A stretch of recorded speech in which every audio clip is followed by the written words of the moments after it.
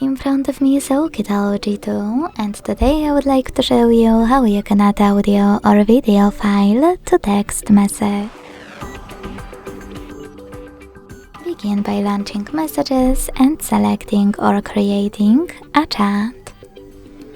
Now click on this icon of a plus at the bottom right corner and select Files to select and add an audio one. Now to do that, hit Audio at the top to look for your file, select one of those apps or click on those three lines at the top left corner to pick one of those sources. Then hold one of your audio files and tap on Select at the top right corner to attach it. To add a video one, select Gallery section instead of Files. Look for your video and click on it to add it. Or if you can't find it, select Folders, look for it here and click on it to attach it.